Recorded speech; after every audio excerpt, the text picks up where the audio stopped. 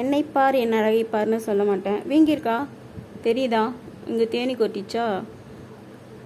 நேற்று என்ன தேனி கொட்டிச்சு. இங்கே பாருங்க, இங்கெல்லாம் வீங்கியிருக்கா. தேனி கொட்டும் படலம். அப்பா எவ்வளோ வலி அளிக்குது.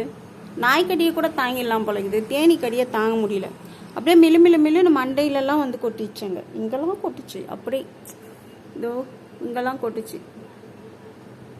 உயிரே போகிற மாதிரி ஆயிடுச்சு. என்ன பண்ணுறதுன்னு ஒரு நிமிஷம் தெரில. கத்துறதா, அழுவுறதா, தேனியை ஓட்டுறதா, இல்லை தேனியை கொலை பண்ணுறதா. நிறைய தேனி கொலை பண்ணிட்டேனா, கொலகாரி ஆகிட்டேனா.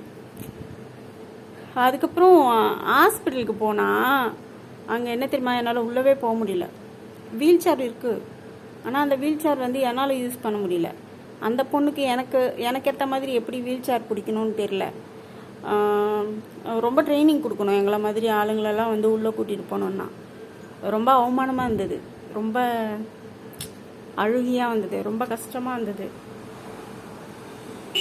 ஏன்டா பிறந்தோன்னு இருந்தது. அப்புறம் ஒரு அண்ணா தூக்குனாரு, இருந்தாலும் கொஞ்சம் தர்ம சங்கடமாக இருந்தது. அவர் பேர் வந்து மணி அண்ணா, மணி வீரனம்மா. அவர் தான் உள்ளே தூக்கி சேரில் உட்கார வச்சு உள்ளே கூட்டிகிட்டு போயிட்டாங்க. திருப்பி தூக்கிட்டு வந்தாங்க. பட் அது ஏதோ ஒரு ட்ராமாட்டிக்காக இருந்தது, எனக்கு நடிக்கிற மாதிரி இருந்தது. இது முன்னாடியே இது பண்ண மாதிரி.